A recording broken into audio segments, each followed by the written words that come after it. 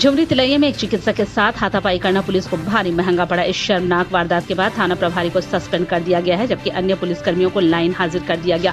बता दें कि पुलिसकर्मियों द्वारा शहर के बीच बाजार में एक चिकित्सक की कार पार्किंग के विवाद को लेकर जमकर धुनाई की गई। घटना सोमवार की है। इसके बाद दोपहर 1:45 पर चर्म रोग विशेषज्ञ डॉक्टर वीरेंद्र कुमार द्वारा जिले के एसपी डॉक्टर एहतेशाम वकारीब को लिखित आवेदन दिया गया। दिए गए आवेदन में चिकित्सक वीरेंद्र कुमार ने बताया कि वह अपनी वाहन को सड़क के किनारे खड़ा कर ब्लॉक रोड के सामने स्थित प्लास्टिक सेंटर दुकान से सामान की खरीदारी कर रहे थे। इसी क्रम में झुमरी तिलैया थाना प्रभारी राम नारायण ठाकुर अपने दल बल के साथ पहुंचकर उनके वाहन पर डंडा चलाने लगे।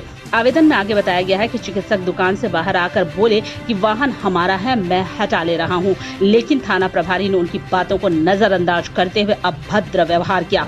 बार बार अपने आप को डॉक्टर कहे जाने के बाद भी उनकी बातों को नहीं सुना गया और थाना प्रभारी सहित आए 5 अन्य पुलिसकर्मियों ने उनकी धुनाई कर दी। हाथापाई के क्रम में जहां चिकित्सक को गंभीर चोटें आई हैं, चिकित्सक ने आवेदन में आगे बताया है कि थाना में भी उनके साथ मारपीट का विरोध किए जाने पर उन्हें जान से मारने की धमकी भी दी गई।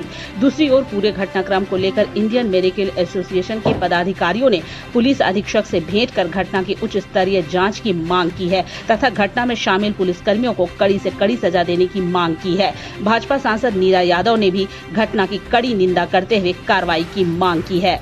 कांग्रेस नेता सईद नसीम ने कहा है कि झुमरी तिलैया नगर परिषद में पुलिस प्रशासन अपनी मनमानी करने पे उतारू है।